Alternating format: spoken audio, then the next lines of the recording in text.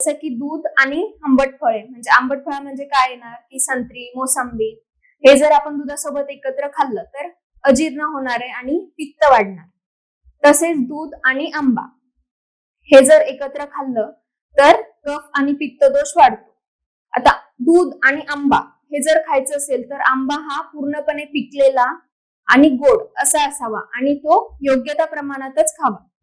नाहीतर आपल्याला skin related म्हणजे पिंपल्स येतात किंवा स्किनवर रॅशेस येतात, स्किनला खाज येते, ही लक्षणं आपल्याला दिसतात किंवा त्वचा ही तेलकट होते.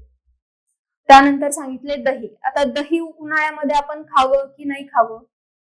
आता आपण बघतो दही हे काय तर उष्ण गुणाचं सांगितलंय. दही खाल्ल्याने आपल्याला तात्पुरता थंडावा वाटतो, पण शरीरात गेल्यानंतर ते उष्ण गुणानेच काम करतं.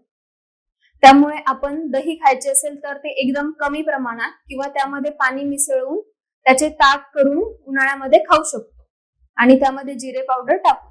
म्हणजे जो अग्नी आहे तो व्यवस्थित राहील आणि जे पचन आहे ते व्यवस्थित होईल.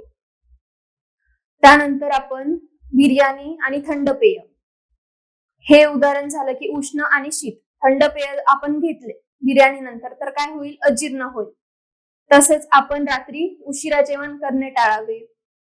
तसेच दूध आणि मिल्कशेक आपण जे म्हणतो, आता कॉमनली सगळे लोक मिल्कशेक घेतात म्हणजे दूध आणि फळ एकत्र. याने काय होतं तर कुष्ठासारखे आजार म्हणजे स्किन डिसीजेस ह्या दूध आणि फळ एकत्र खाल्ल्याने होतात. तसेच दूध आणि मासे हे सुद्धा एकत्र खायला नाही पाहिजे. तसेच दूध आणि भाकरी. आता दूध आणि भाकरी तुम्ही तशी खात असाल तर ठीक, पण दूध भाकरी आणि त्यामध्ये मीठ एकत्र केलं तर त्यांनी सुद्धा स्किन डिसीजेस होतात.